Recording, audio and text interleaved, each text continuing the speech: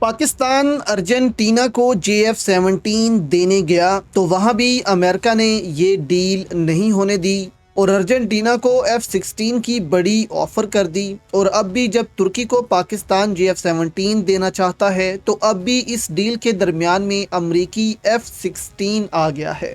لیکن اس دفعہ امریکہ نے نہیں بلکہ ترکی نے F-16 کو لینے کی ضد پکڑ لی ہے، اور ایک بچے کی طرح ترکی کہہ رہا ہے کہ ہمیں بس F-16 دو۔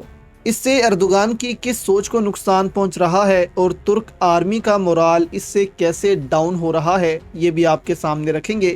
دیکھیں، ترکی نے کہا ہے کہ امریکہ ہمیں F-16 دے، اور ہم پھر سویڈن نے جو نیٹو میں شمولیت کی درخواست دے رکھی ہے اس کو پارلیمنٹ سے پاس کروا دیں گے۔ یعنی نیٹو میں کوئی بھی نیا ملک اس وقت تک شامل نہیں ہو سکتا جب تک ہر ممبر ملک اجازت نہ دے دے۔ تو ترکی میں یہ مسئلہ اب پڑا ہوا ہے۔ سارے نیٹو ممالک چاہتے ہیں کہ ترکی اب اس معاملے کو پارلیمنٹ میں لے جائے، لیکن ترکی نے صاف کہا ہے کہ F-16 دے دو اور اس معاملے کو حل کرو۔ کینیڈا سے بھی ترکی نے درخواست کی ہے کہ ہمارے اوپر سے اسلحے کی پابندی ختم کرو۔ تو ترکی اس قدر بے چین کیوں ہے؟ اس کو F-16 ہی چاہیے اپنی ایئر فورس کے لیے، جبکہ اس سے پہلے امریکہ F-35 دینے سے بھی انکار کر چکا ہے ترکی کو، اور یہاں تو ترکی کو چاہیے تھا کہ اس کے بعد بات ہی مت کرتا F-16 کی، بلکہ کہتا کہ ہم اپنے لیے اور راستے تلاش کر لیں گے۔ JF-17 کے حوالے سے بھی بات چل رہی ہے ترکی کی پاکستان سے، تو ایسے موقع پر ترکی نے ضد پکڑ لی ہے کہ نہیں، ہمیں F-16 ہی چاہیے۔ ترکی کو بہت زیادہ اس کا نقصان بھی ہوگا۔ سب سے پہلے تو یہ کہ ترکی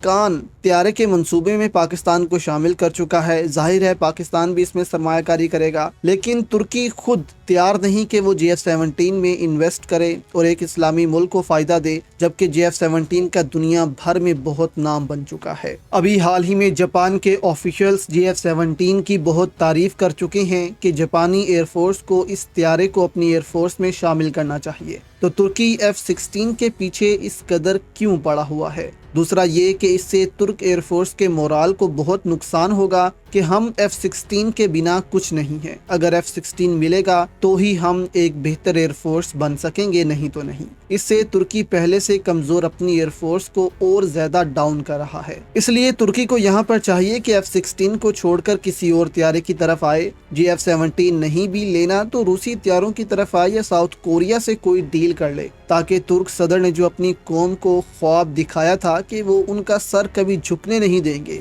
وہ اس پر قائم رہیں اور ترک قوم کبھی کسی کے سامنے جھکے نہ۔